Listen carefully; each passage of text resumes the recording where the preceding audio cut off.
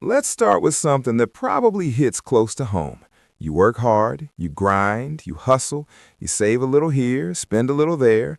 You want people to see you're successful. You want to feel respected. So what do? You buy the stuff that signals it. The latest phone, designer kicks, a flashy car, or a house that looks insane on Instagram. And at first, yeah, it feels good. People notice, you get that nod, that like, that approval. But here's the kicker. It doesn't actually make you wealthy. In fact, it quietly eats away at your financial future. You're spending cash not to actually improve your life, but to show other people that your life is better than it really is. That's the invisible cost of flexing. It feels harmless, socially rewarding, even necessary. But over time, it can straight up destroy the foundation of real wealth. Think about it like this.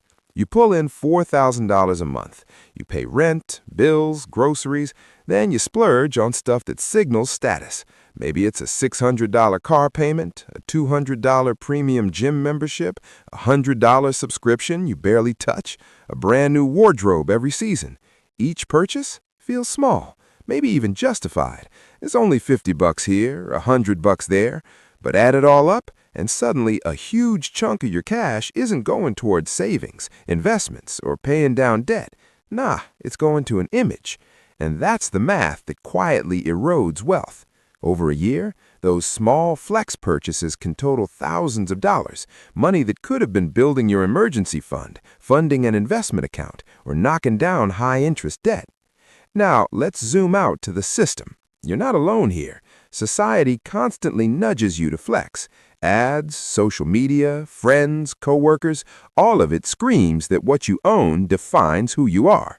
And it's everywhere, even small stuff. The coffee you sip, the sneakers on your feet, the phone in your hand sends a message. And the financial system? Yeah, it makes keeping up way too easy.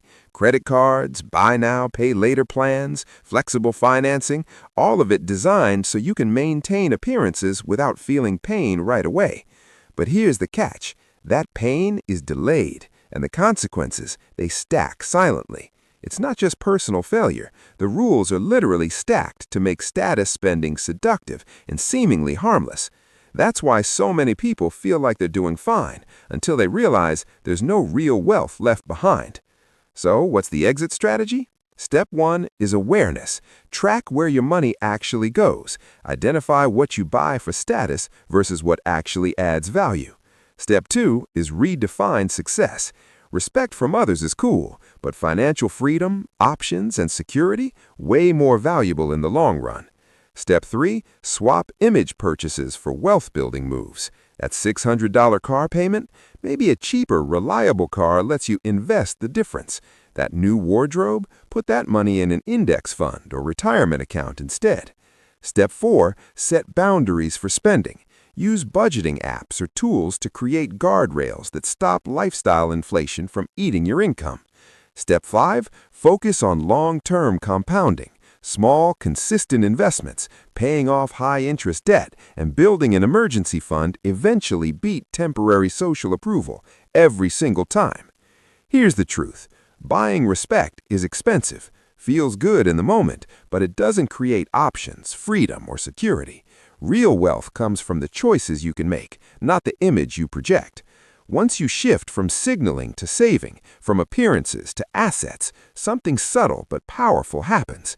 You stop reacting to society's expectations. You start controlling your money. You start building wealth quietly, steadily, effectively. And eventually, the approval that really matters, it's the one you give yourself, knowing your financial life is secure, flexible, and growing. All right, if this hit home for you, you already know the vibe. Hit like, subscribe to the channel, and yeah, tap that bell icon so you don't miss what's coming next.